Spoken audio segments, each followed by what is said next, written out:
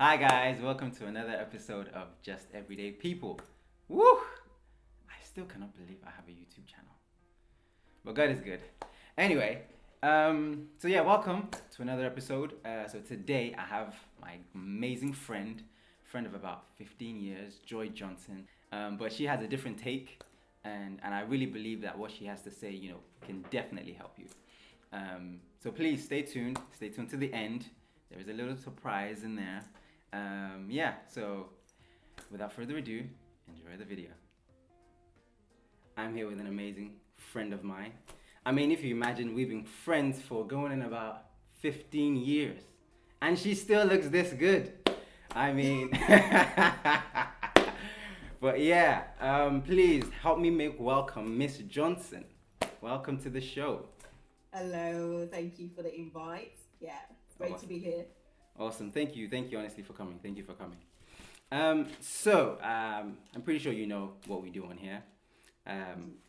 If it's okay with you, could you just give us like maybe a short introduction into who you are, how old you are, if that's okay with you? Maybe what you do, where you're from, some of that. Okay. So my name's Joy Johnson. I'm 30 years old. 30, big 30. No, it's great. It's great being 30. What I do, so I work as a biomedical scientist in Pool Hospital, and I've been doing that for about 6 years, going 7 years now. Okay. And I live in Bournemouth, and I love it here. A Christian, a believer. That's a big part of me. Okay. So things I enjoy doing. Yeah, I enjoy doing quite a few things. So hopefully that will come in at some point. But yeah. Awesome. Thank you, Joy. Thank you very much. So yes, we met in Birmingham. Now this was around 2005, 6. Yeah. And then we went to the same college. Mm-hmm. Yeah. And so we've been in the same church, we went to the same college, and I think from there we've just pretty much just stay friends, right? Yeah. Amen. Awesome stuff. Okay, so if you're ready, we'll just go right into the questions. Yeah, that's fine. Awesome? Go ahead. Okay, cool. I think it would be great for the people to maybe have a little sense of maybe your upbringing, some of your growing up, and maybe see how that tied into you finding yourself. So you're a scientist, you're a biomedical scientist. So see that how maybe some of your upbringing kind of tied into you getting into that field. Did you always want to do it, or is it something that you kind of feel like you developed as you went along? Okay, so I would say growing up, I went through different stages as with everyone. I think at first, and you probably not know this because I've never said this to you. At first, I wanted to be an astronaut. Get out! Reason. An astronaut, seriously. I know. That was my first career path for some reason. And I remember saying to my mom, like, oh yeah, I want to be an astronaut. And, my mom, African mom, bless her, love her. She basically said, so this earth is not big enough for you. You want to go out on the earth? That is such an African mom thing to say. Definitely. So that kind of killed the career there. Okay. But then I was quite young. I was probably less than 10 or so. Yeah, within that age range. And then the next thing I wanted to be, because my sister started off as a computer scientist. Okay. I decided I want to be a computer scientist. I'm not sure if that was the influence from the fact that she was doing that. Okay. And she probably doesn't know this. But yeah, oh no, she does. Because I said to her like, oh, I want to do computer science. And she just said to me, what do you know about computers?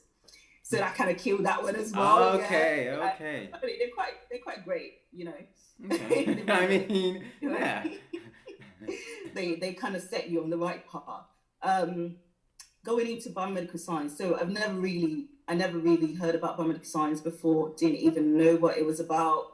But I just knew growing up, going into college, I wanted to do something a bit sciencey. I've always loved science. Physics was one of my favorite subjects till it got to the hard part, and I thought, nah, can't do this anymore.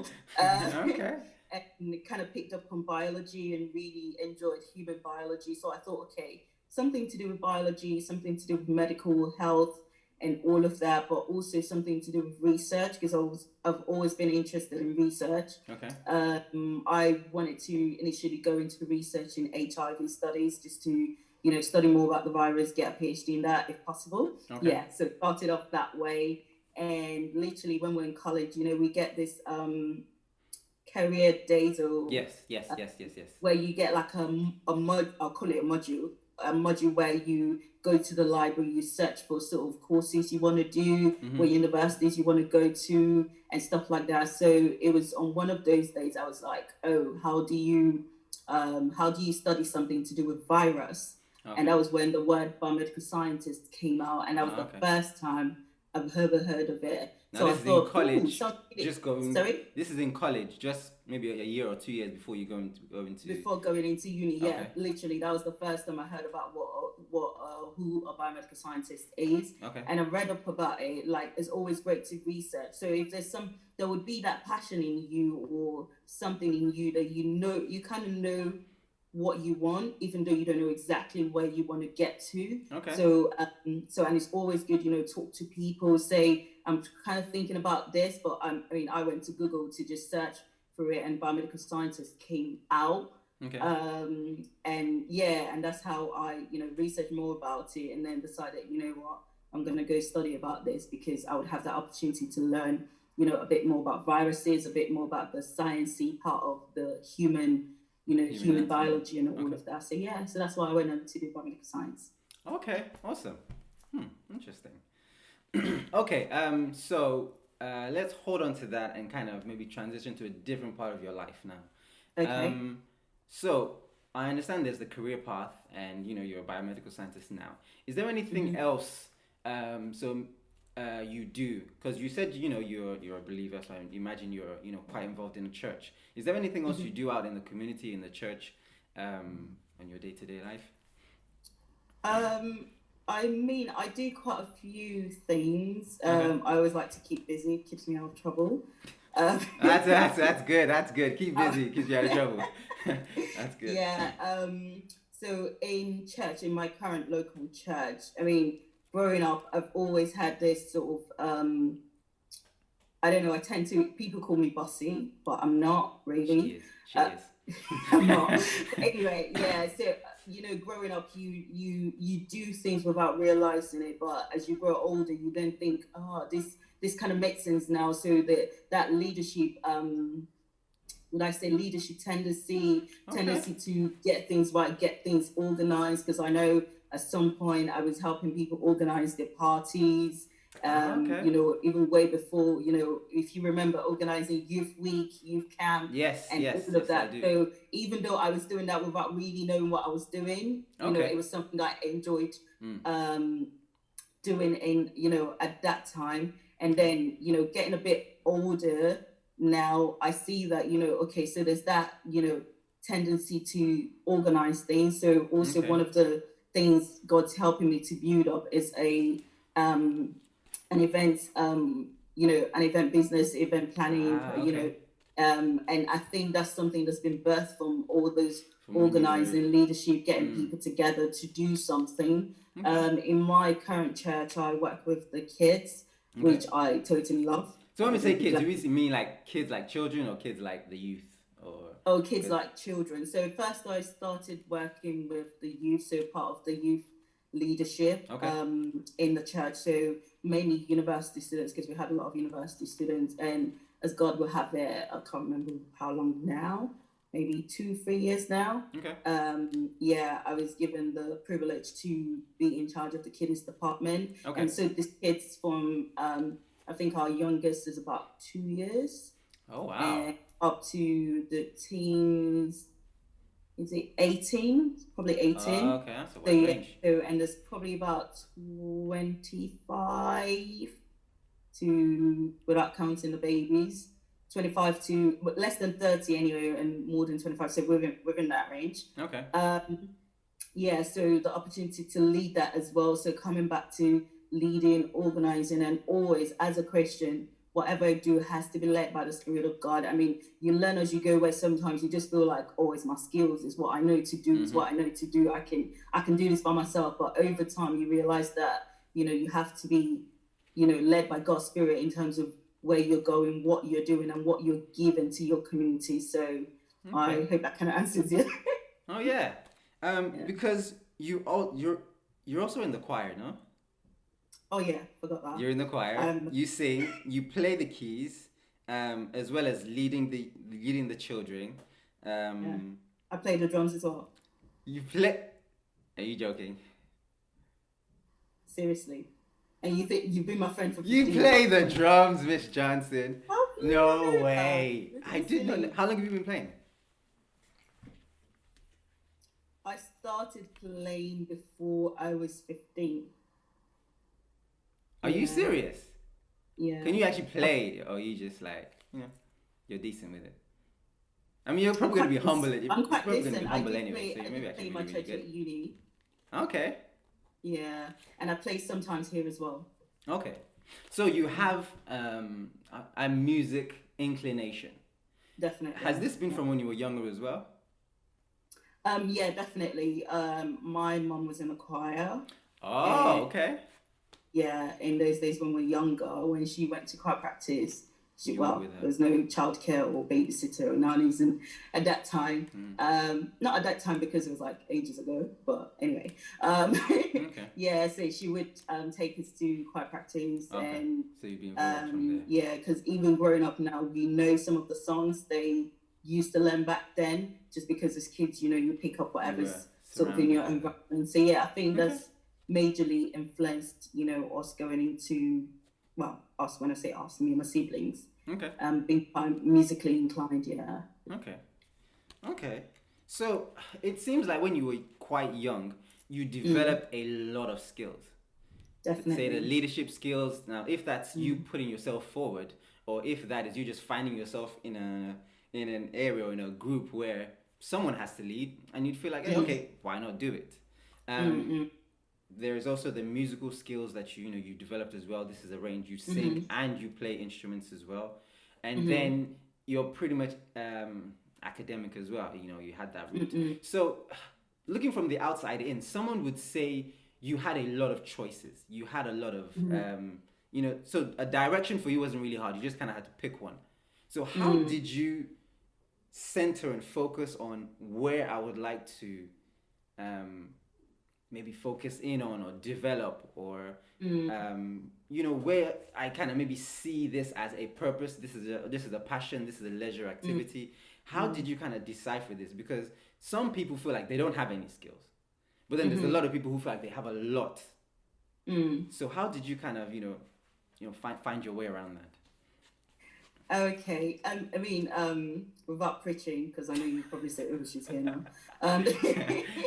Please feel free. Yeah. We need the spirit here.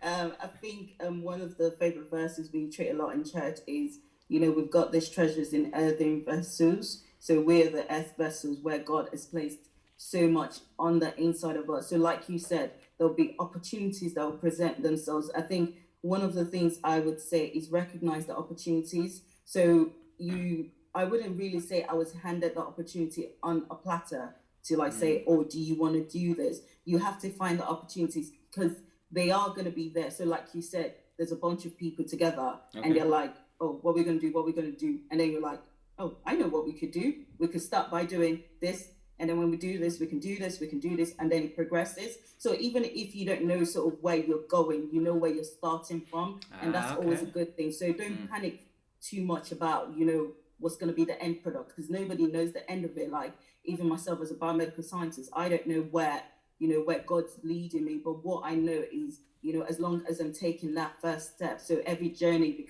begins with a first step. So as long as you're taking that first step, and as you go along as a Christian, I believe that God, guides me and leads me and puts brings the opportunities and opens my eyes to the opportunities. So the first thing I said is, be mindful about the opportunities around you. Be quite vigilant about that, because there are opportunities if you really, and if they're not opportunities, create one, because sometimes purpose is usually to That is great. Yeah, purpose is usually to fit a need.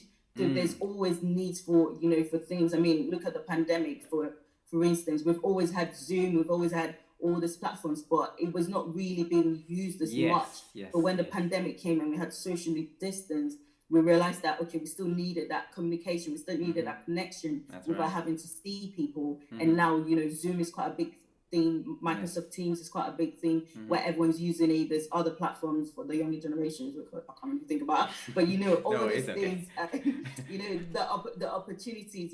There was the need, and because there was a need, you had to birth a purpose where you're like, oh, I'm gonna fix that. So be quite Okay. vigilant around you to see what the needs are. And the second thing I'm gonna say is also put yourself forward.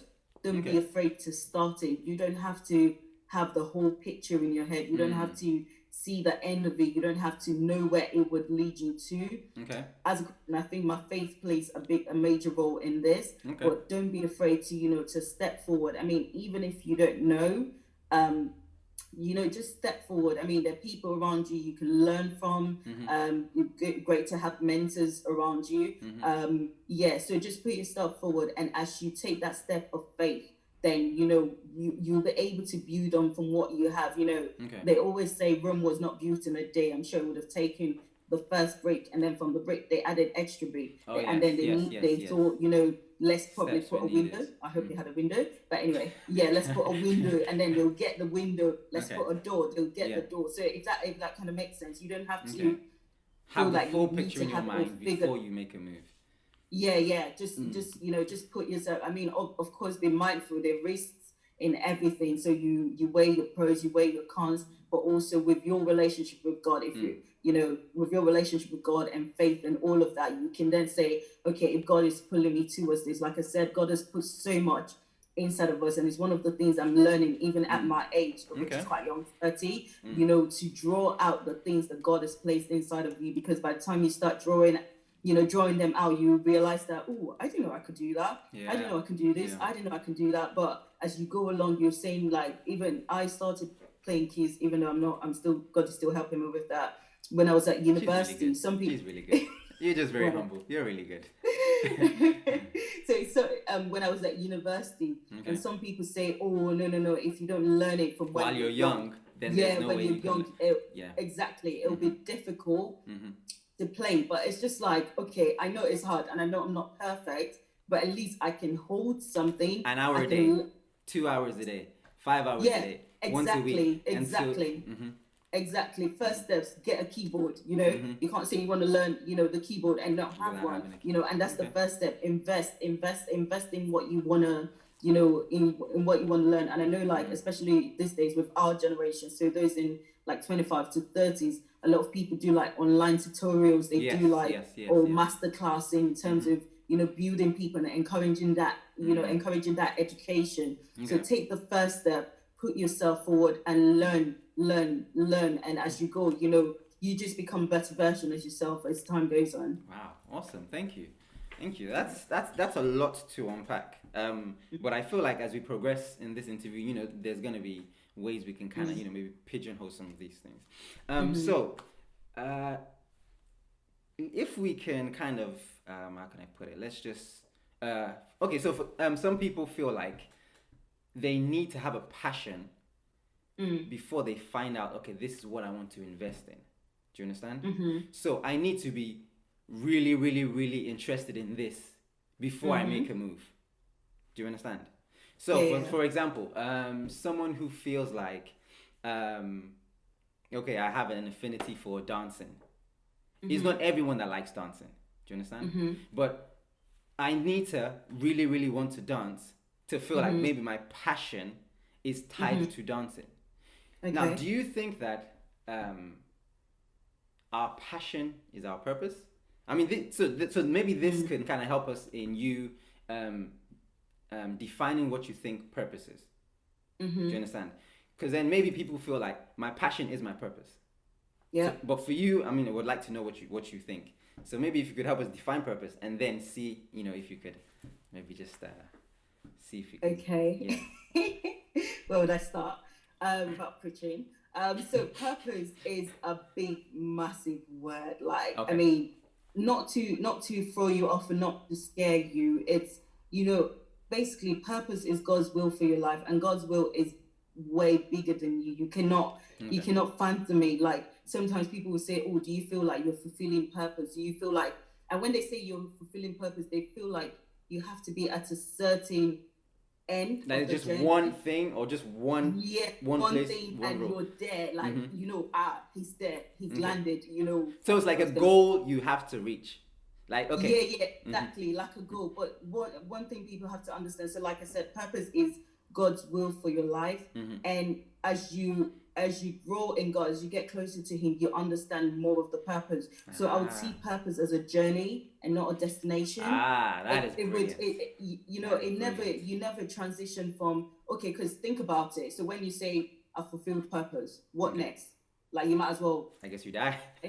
Yeah, exactly. You might as well exit, because Mm. like, okay, you're basically telling God that, God, you've got no more use for me, because I've done. Mm. I mean, there's the part in the Bible that says, I've fought a good fight, I've finished the Finish the race, race. I've kept the faith, Yeah. Yeah. and that is Paul saying. Paul was not saying that, what, there's nothing else for me to do. Yeah. It's more like, what, God, I've surrendered myself to you, that even at this, I've surrendered myself to you, that it's not me that's doing what I want to do. Okay. It's what you want Okay. me to do. So when you Okay. say, okay, do this, do this, do this, I'll do it. Mm-hmm. And I'll wait for the next instruction that says, do this, do this, do this. So purpose is that journey that gets you to where God is taking you to. I mean, even for myself, like when I finished, because I had the opportunity to do a placement year. Okay. And in that placement year, I thought, oh, I don't know if I want to be a biomedical scientist. Like, Oh, wow. I don't know Okay. if I work as a biomedical scientist, because Okay. there's a lot of routes you can go. Some people go into med school, some people go into research, Okay. some people go, it's research and then do your PhD and then become lecturers, totally different route. Some people work in the hospital, and even with the hospital, because biomedical science is quite big, there's hematology, transfusion, virology, immunology, microbiology, histology, biochemistry. There's so many paths. So for some people start on one path and end up specializing on another path. So it's like you can't really box purpose. It's all a case. So like I said, when I was on placement, I just thought, you know what, I don't think I want to work in the lab, because it was just not me. It was quite restrictive in that sense. But of course, I tried to get to apply for a PhD. Okay. I couldn't get one at the time, and I thought, you know what, I can't just be sat at home. Okay. Let me go to the lab and start off there, at least learn things. Okay. And as God will have it, I mean, I wouldn't say it's been all smooth, like rosy all the way. There's been the challenges, there's been the learnings, and all of that. But I feel like coming from where God has brought me to where I am and to where I'm going, even though it might not look like it, I might not be earning that 6-figure salary, or driving that Bentley and Tesla that's coming and all of that, but I know I am going somewhere. And like I said, it's that instruction you're getting every step of the way, saying, okay, you've done this, it's time to do this, you've done this, it's time to do this. So it's a progressive journey, and I feel like that's how I would define purpose. So in terms of your question, in terms of passion and purpose, you could be passionate about a lot of things. Like, I mean, so I'm passionate about music, but for you to tell me I'm gonna drop an album soon, I was gonna. I mean, you have all the tools. You have all the skills. I'm sorry. And kudos to the guys in the music industry. They're giving us the vibe, and I love music 24/7. I can listen to music, so kudos to them. But it's not me. Like, I would back up for you if you want. I'll probably play the drums for you, one song, but for me to then say I'm dropping my album soon, that's not gonna happen. So I'm passionate about music, but I don't think it's my purpose. I mean, but if there's a situation, because as a minister in church, you're ministering to people through songs. So if as I minister, someone gets blessed, someone gets encouraged, and I fulfilled purpose in that example, that's fine. If that makes sense, that's fine. That doesn't mean I then go on to say, oh, I'm gonna drop my rap album. Like, this is the only okay. So if we're trying to understand it, we can say that purpose can be a tool in helping you fulfill purpose in an area.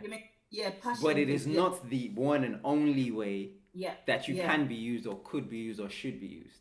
Yeah, I think. definitely. So Okay. your passion, I think you meant passion there, where passion is, you know, it's not the only thing that you have to focus on. I mean, you need to be passionate about something, like you said with the example of dancing. Yeah. You don't want to go, you know, invest like, you know, Years. Yes. thousands of pounds or Mm. money Mm-hmm. in something that you then be like, oh, you know what, Why did I do this? I actually don't want to do this. You have to be passionate about um what you want to invest in, but also you could be passionate. Like a recent example is, you know, whenever people talk about baking, I'm the kind of person, I'm like, oh my god, really? You bake for 3 hours? Like, why don't you just get it from the shops? Wow. You're talking to me because I love cooking. I love baking. But it's great. I love cooking and that, yeah. But like when I've got the time, yeah, okay, Yeah. I shouldn't say this out. I cook. No, Peas or we understand. We understand. yeah, but like say talk about baking, and I used to say, like, joke with my colleagues when, you know, when we're talking about baking and bringing in stuff that you baked and all of that. I say to them, because I measure so much of work, because, you know, as a scientist, you measure a proportion of this, you add Yeah. it to this, Yeah. make sure you get the right quantity. I don't want to come home and start measuring Start stuff doing like that all over again. it's not Okay. my destiny type thing. But recently, I just thought, because I like red velvet cake, and I was just like, I love it oh, as well. you know what? I don't want to buy one. I want to make one. Okay. I want to actually bake a cake myself. And oh my God, the first time I tried, I was like, because it's so out of my comfort zone. Yeah. And that's another thing, stepping out of your comfort zone. It's so out of my comfort zone. I was on the phone to my mom. I was on the phone to my mentor. YouTube. I was literally, YouTube, of course, the recipe was coming from, you know, like, BBC Good Food is actually a very good recipe. BBC Good Food. But because it was so out of my comfort zone, I really felt like, I mean, I had some of my mentor skills that were actually laughing at me, because I was just like, oh my God, what am I supposed to do? It's just exploded, like, or where do I put this? Oh my God, I put the egg in the wrong place. And it's, you know, it's basically something that I thought I'm never gonna do, and I did it the first time. And then I think when I finally got through, you know, I made, you know, a cake that serves 16, because I just found the first recipe and went with it. I didn't even read how to okay. So wow, 16. Like a whole week, literally. And before I knew it, the next week I was like, I want to bake. I want to bake again. Wow, and then I baked, you know, baked for the second time. And then after that, I was like, you know what? I'm just gonna keep baking. Easier. Yeah, I'm just gonna keep baking. Like, I went to the shops yesterday, like, and I was buying like food coloring, buying the baking powder, and I'm like, oh my God, this is so not me. So it feels like I'm developing a passion for something that I thought I would never do. You were probably alien to, you would never really consider. Yeah, exactly. I mean, but then don't come up to me and say, oh, God is calling you to start baking, because because now you have this passion. Exactly. So it doesn't mean, you know, but then coming back to where you're passionate and you're able to bring out your purpose from that, I think, and you don't have to find this, you know, from your very young age, because I didn't know this, but I just know that I've always been about people. Okay. So how people are feeling, how people are doing, how people are progressing, and which could explain, you know, in the youth group, why I was always about, you know, about, I was going to say about you guys, you know, slaving for you guys. You guys doing. Yeah. But anyway, you know, passionate about people, passionate about people's growth. And, you know, growing up as a teenager in my early 20s, it wasn't something I understood, even though I was doing it. Okay. But now that I'm a bit older and I'm doing a lot more on a slightly bigger scale, I'm starting to understand, okay, so I'm quite passionate about people's growth, quite passionate about, you know, God's purpose for them, which kind of what, you know, keys into the fact that, you know, that I have the privilege to work with the kids as well. Because, you know, at a younger age, you can really be into them and be for them and understand, you know, where they're coming from, how they're growing. And they're a lot more vulnerable. They're a lot more willing to speak, especially if they trust you. Willing to speak, exactly. They're so free. They can say, you know, they can say things. And I want to be able to, you know, create that environment for them, because I am about people. And I've not, you know, I've not been able to realize this until recently. So please don't feel like you have to. I mean, if God shows you at 8, like I've heard people who say they knew what they were going to do from the age of 7, it's great. You can't box God as to how it will reveal what he needs to reveal to you, because you have to be ready for the vision as well. If we look at the story of Joseph, when he was given his when he was given his purpose, God didn't really show him all the things he would go through. God just kind of said, okay, you know, the chief's bowing down, the brothers bowing down, and all of that. He didn't understand the full picture, but he still had to go through the process. So fair enough, God might show you, you know, where you want to be. I mean, I might not be an astronaut, you know, or anything, or computer scientist. Even I don't even know if God's gonna make, you know, if I'm gonna stay as a biomedical scientist for the next, you know, 20 years, 50 years, you know, because you may transition.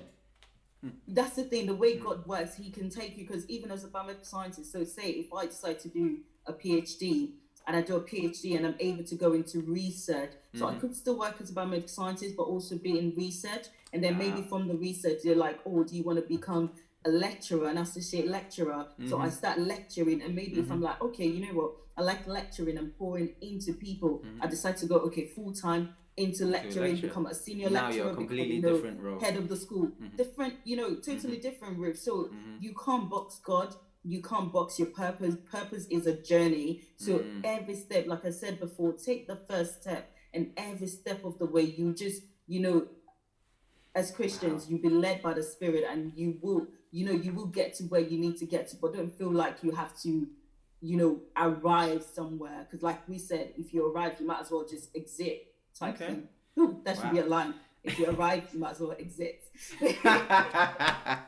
If you arrive, you might as well just leave. I mean, but yes, I do understand. I do understand, and I appreciate you. You know, you being very, very, you know, honest with us. So it seems like, because there was actually a question I have here, as in, how do you know your purpose, and how long have you known your purpose?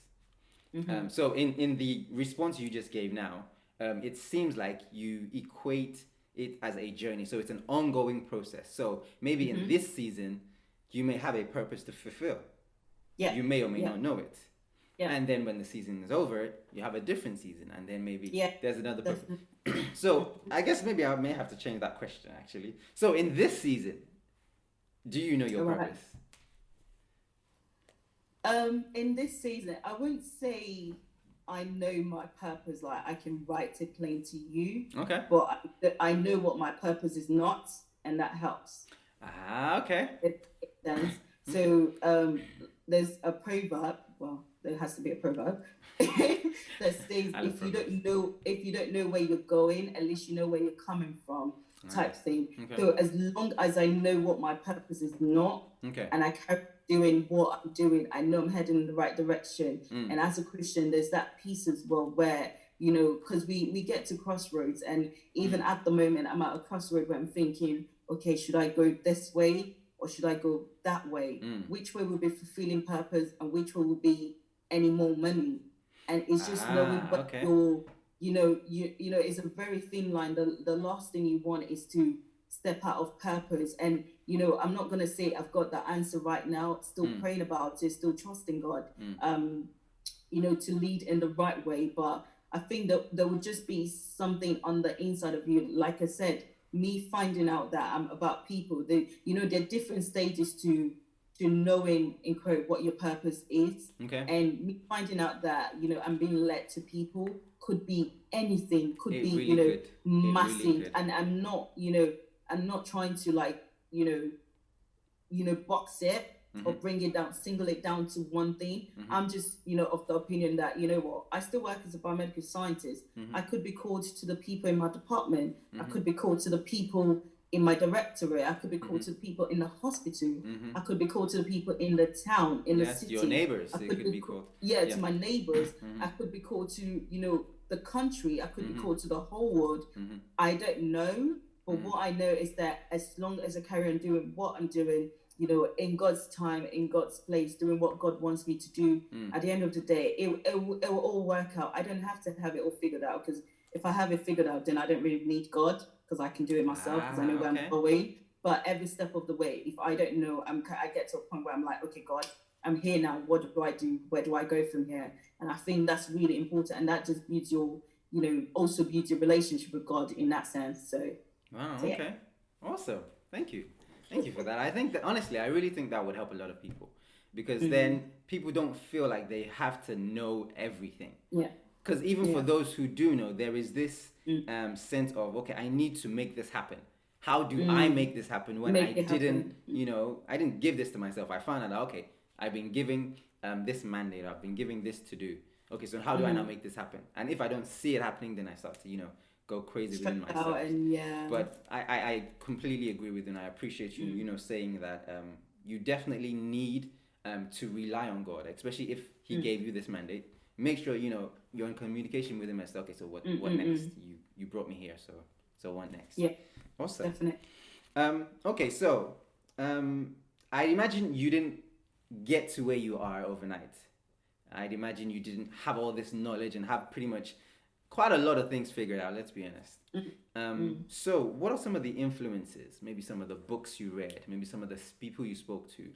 You said there was a time in your life when you went on Google to kind of find out maybe a preferred path for you. So maybe could you highlight one or two or three things that you kind of felt like helped you along your journey of finding your purpose? Okay. Yeah, I would say, of course, the environment around you, and environment could be the things you watch, the things you listen to, your faith, family, people around you. The environment around you really shapes, who you are, what you believe, where you get to. Think. And I'll tell you for free, as my mentor would say. I did not get here overnight. Like even the way I'm sounding, that makes it feel like, oh, my life is all figured out. Yeah. I know where I'm going. I know what I'm doing. Okay, let's just leave it as that. It's not it's not that straightforward. Like I said, it's always a process. So at the moment, I might not know where I'm going or what my purpose is. But like I said, I know what my purpose is not, and that sort of drives me into what I search for, what I feed myself in. When you said books, God is still working on me to read books. We are. No, that's fine. That's fine. That's completely fine. We are getting there. But I mean, of course, I have my relationship with God, and that's the major thing in knowing, God's will for my life. I'm not going to say all the time I have it figured out, because I don't. There are times you see, I still go to bed crying, or saying, God, I need to know what you need me to do. I need to know where I'm going from here. Wow. And that's okay. We're all humans. We're not supposed to have it all figured out. So I've got, my relationship with God. I've got the Word of God. Sorry, just to tie on that. Was there like an age range when you started asking maybe the right questions for you? When you said, okay, so Lord, now what do I do? Or was this like just an ongoing thing for you? I don't think there's an age. You just get to the point that you're just like, God, if you don't help me right now, that's it. So when was that for you? When was that for you? I wouldn't say I know that, because I think every step of the way, because even as kids, even though at that point in time you don't understand it as that, so working with the children, what the kind of things by the grace of God I try to instill in them is having that relationship with God, where they see God as as someone they can go to anytime with anything. So I say to them, if you want to drink water, you can ask God about it. You can say, oh, not like, oh, I'm going to scabbage over this water before drinking it. But it's just building that communication with, that relationship with them. So I wouldn't say at any point where maybe, I turned 18 and all of a sudden like I'm it's just a light bulb. Oh, man. Yeah, exactly. I'm just like, okay, God, I need you right now. Like, and I knew that I had to go to God as my source. I think it's something that's always happened anyway, whether intentionally or unintentionally. Okay. But yeah, so I think don't think that it has to be a specific age range. It could be anything, like even what socks to wear. I mean, you will get to the age maybe about 28 when you get a car and you lose your car keys all the time. Wow. And you're like, okay, God, I'm getting late for work. Do you know where I put my car keys? Oh, wow. Personal testimony. But yeah, I know. But yeah, so please don't feel like it has to be, a certain age or anything. Like I said, okay, like we always say, age is just a number. We have to remember age comes with time. So with every 24 hours, you get a day. with every 7 days you get a week, with every, remind me, for 6 weeks, 4 weeks. Without every 4 weeks, sorry, 4 weeks you get a month. and then with every 12 months you get a year, and when you get a year, you celebrate your birthday, which is the age. And one thing we have to remember is God is not bound with time, which starts from the 24 hours. So trying to put numbers or trying to put in terms of, oh, when do I hear this? When do I start this? When do I do this? When do I do that? It's like, no, please, when it comes to you as God leads you, if you feel this is the right time to start, just start. If you have the opportunities in front of you, just take it, just do it. We hear about people who went back to university at the age of 50, graduated at 54, people went back to university at the age of 70. It's like, one thing I'm really starting to learn is, don't limit yourself, don't box yourself, don't feel like I said before, you need to have it all figured out. Be spontaneous. I know that would sound really strange to you, like, oh my gosh, she's adventurous, she's spontaneous. No, like, in that sense, just be, be free, like, be led from God. I'm not saying you should start, YOLOing up and down, you only live once and do whatever you want. I understand. Not in that sense, but, if there's something you're passionate about, you want to start. Don't feel restrictive. Don't restrict yourself. Don't restrict yourself. Yeah, don't restrict yourself. Basically, you want to start drawing. You're not going to say, oh, because I didn't start at the age of 5, I'm not going to bother with that. Just start. First thing, get a pen. Get a pencil, get a pad, and start putting things down. And things like that. And I think, so don't limit yourself, because God's not limited by time, or God's not bound by time. So you should be able to, start what God wants you to start whenever He asks you to start it. So I think that will really free people. And it's freed me, and I'm still learning to really, grasp that into my head, basically. Awesome. That is really, really good. That is really good. I appreciate you for that. So I think we're kind of just gonna maybe just move on to, because it seems like you have a pretty clear understanding of where who you are not, and as you just mentioned just now, speaking about the need to have everything sorted out by a certain age, it is not as necessary. It doesn't happen the same way for every single person. There are some people who start young, some people who start older, and some people who will go on to later life. But in the end of the day, the idea is, as long as you do it, and then you move on to the next one.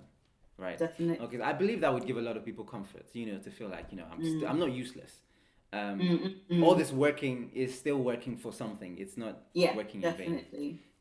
Like you use the word, actually, thank you, Spirit, as you use the word working, the reason why it's got an ing is because it's progress. Still going. It's not work, it's not worked, it's working. So it has to continue. It speaks about continuous process. Awesome. So just thought I'd put that there. No, that's fine. Thank you. So another question I ask. So now this one comes, I guess, in this day and age, in which we make celebrities out of younger people, and we put so much expectations on them because we see, them showing some kinds of, greatness. So do you feel like everyone's purpose, whether it's a journey, whether it's a, lifelong journey, or maybe it's temporary for some people, different seasons, do you feel like it requires a worldwide stage? Like, so for example, you have to be known by a lot of people to be considered as fulfilling purpose. For example, do you have to be a Beyonce? Do you have to be a Cristiano Ronaldo? Do you have to be the Barack Obama? So that kind of limits, the amount of people who are there. And it means that everyone else who wanted to be there and didn't do it is not fulfilling purpose. Yeah, okay. Yeah.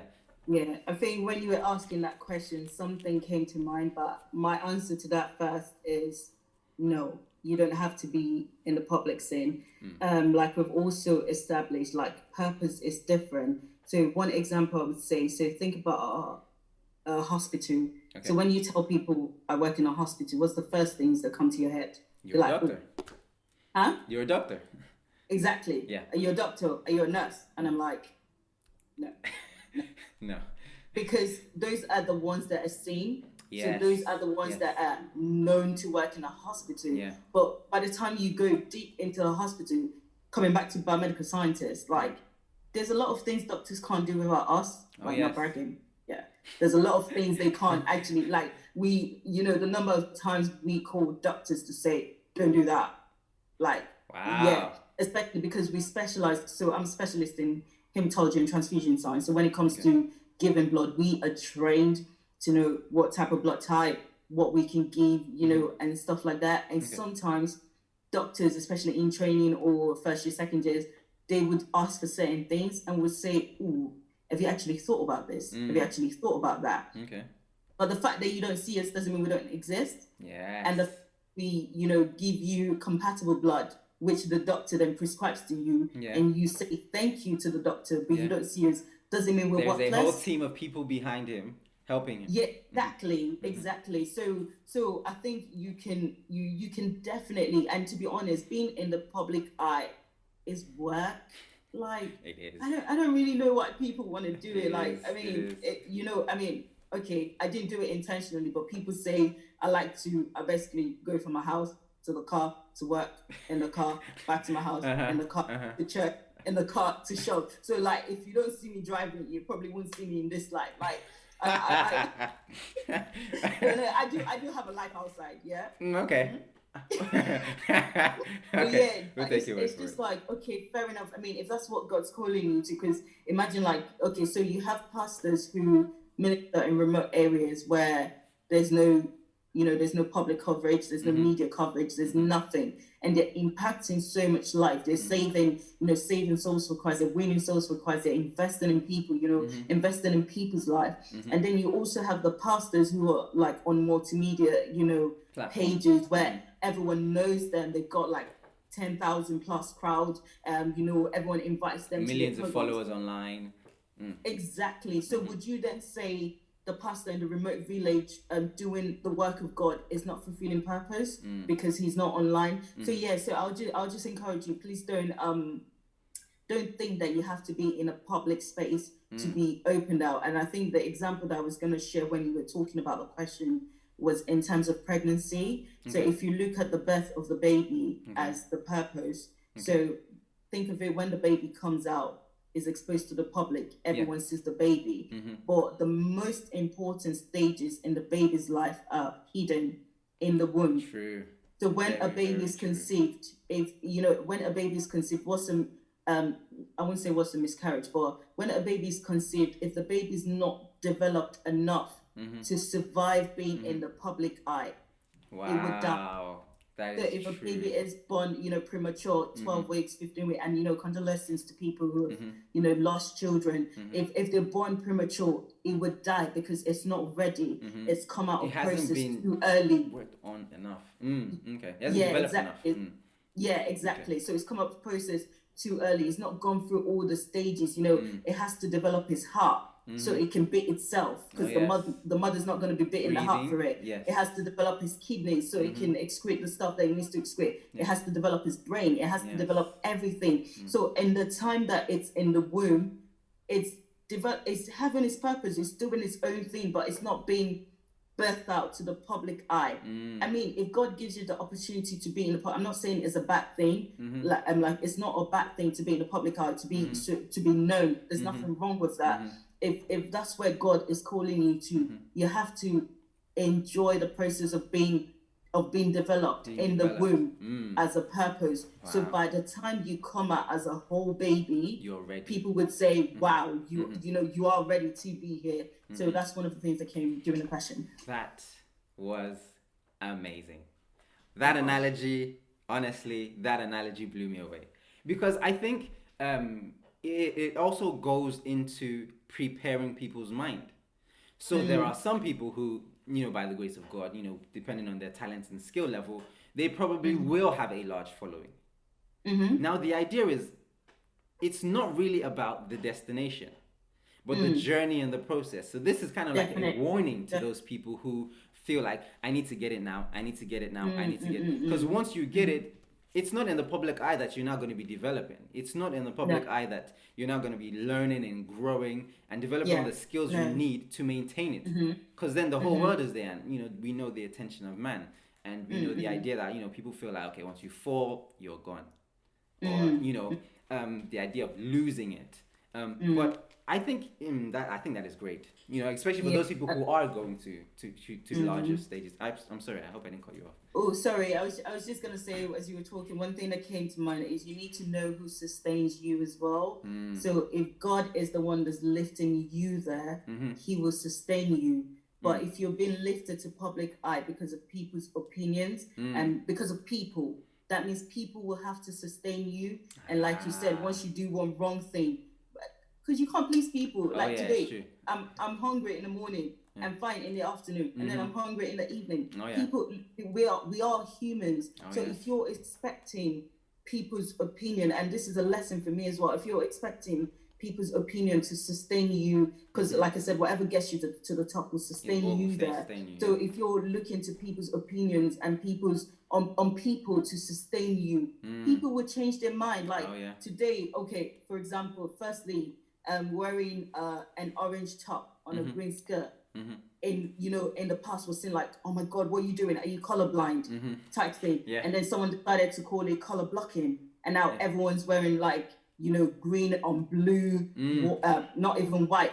Because somebody then decided it was okay. Yep. So people would change their mind. Yes. Just be yourself. Like be yourself. I was color blocking. Like when color blocking came, I was like, look at you guys. I've been color blocking. I've been doing this since from 2000. Like from the womb, I've been colorblind. Just be yourself. Whatever God has called you to do, just do it. Just be it. Like I usually say to people, I don't follow the crowd. I wait for people to catch up with me. So there's no point, running after. Oh, everyone's going left. Like the Minions. We have to go left. Sorry, I just watched the Minion movie yesterday. Everyone's going with one of the kids. Everyone's going left, everyone goes left. Everyone's going right, everyone goes right. Me, I like to go opposite to everyone as long as it's God leading me, because at the end of the day, when people then realize that, and I'm not saying I'm always right all the time. No, that's far from it. But once people realize that, oh, actually, that's not the right thing. Let's all come. They will follow you. Like just leave it. Yeah. It's great to be there. But make sure that it's God that's taking you there. It's God's purpose that's taking you there, because it's only what takes you to the top that will sustain you there. Awesome. Amen. Thank you for that. Final question. This has been an amazing interview. I really have learned so much. I won't lie to you. I have learned so much. I feel like I need to rewatch this myself. But yes, so the final question. I believe this is kind of advice for people who, I guess, are not where we are right now. They are still in the process of developing this mental strength or this idea of understanding, okay, so what do I like doing? What am I good at? How do I build these skills to get a foundation to start going? So I don't know, maybe if you could like speak to, so what advice would you give them to kind of speak to them to say that, okay, maybe this is how you start or this is where you go? Yeah. Okay.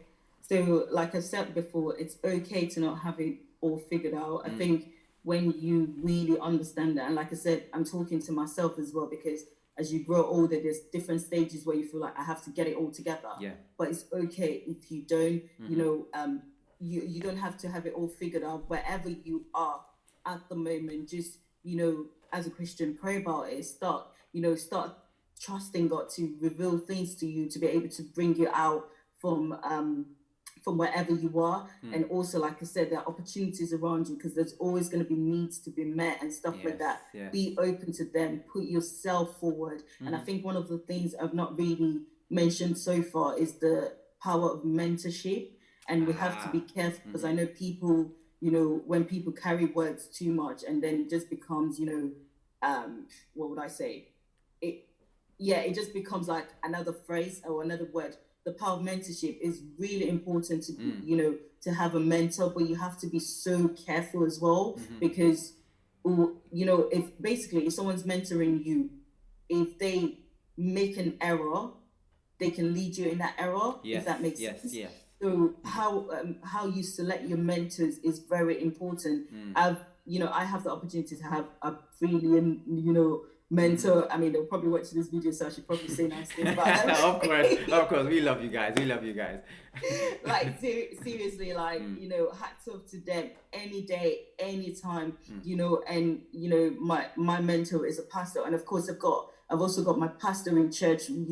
I think that's another thing where if you go to a Bible, a faith believing church where constantly encouraged, constantly being shown, those who have gone ahead of you, you don't have to reinvent the wheel because nothing's really new. Like everything it's is really just, all just is recycled. yeah, It's all the same. everything's just rejoggled. You change the color and then they call it a new product. Like nothing's really new. So there's no point trying to reinvent the wheel, trust the people, the good people or the godly people that God has placed ahead of you. So your pastors, like, speak to them if you have, say, oh, I feel this inclination to go in this thing. How do you want me to go? Because they've gone ahead, like I said, nothing is new. It's so funny when I see kids doing things, especially from Sunday school, doing things that I used to do, and I'm like, wait, you want to play that trick on me? Like, I've done this, I've been there, like. Exactly, been there, done that type thing. And it's exactly the same with those who have gone ahead, ahead of us, with our pastors and all of that. Just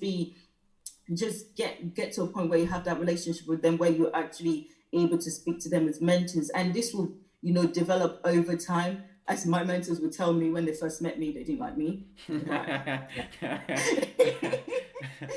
Not in that, like, ooh, they just thought, oh my God, this girl needs work. She's a lot of work. She's a lot of work.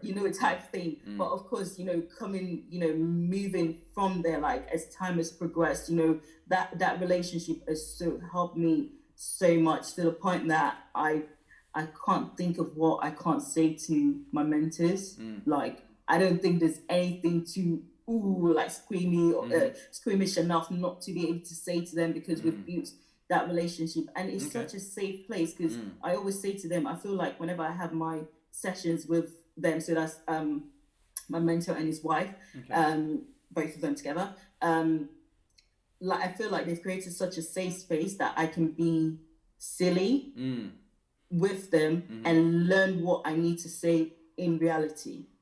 Say if I'm not sure about, so it's a place to make mistakes. It's okay to not be perfect in front of them, but then when you go out, this and then is they now correct me, and then by the time, so like all these things I'm saying that you're like, oh wow, I'm like, basically I'm just recycling stuff. Wow. Well, that's good. Honestly, that's good.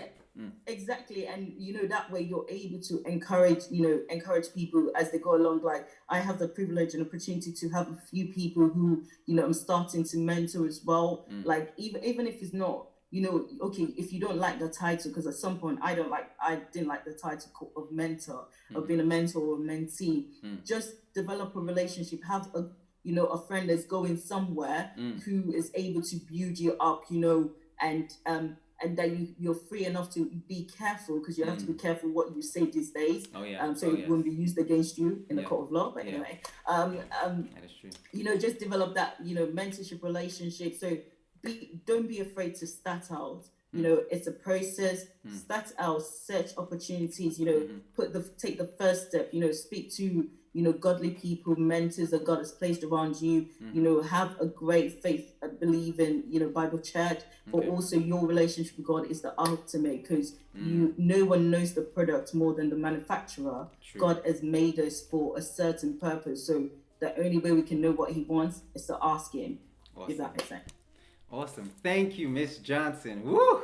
I feel like you just kind of lit a fire on this whole thing, so we kind of have to just cool it down. But wow, amazing. Thank you so much. Honestly, I had definitely learned something new. Even just taking from your analogies. I'm also being mentored as well, as I do have a couple mentors, and I can definitely speak to the importance, the absolute importance, because it's true, we don't know everything, and a lot of things are pretty much experience based. A lot of people know things, so it's best to just ask them rather than go through it. So then it's easier for you to just explain to the next generation why not to do it, because But wow, thank you so much for coming on the show. We really, really appreciate you, Miss Johnson.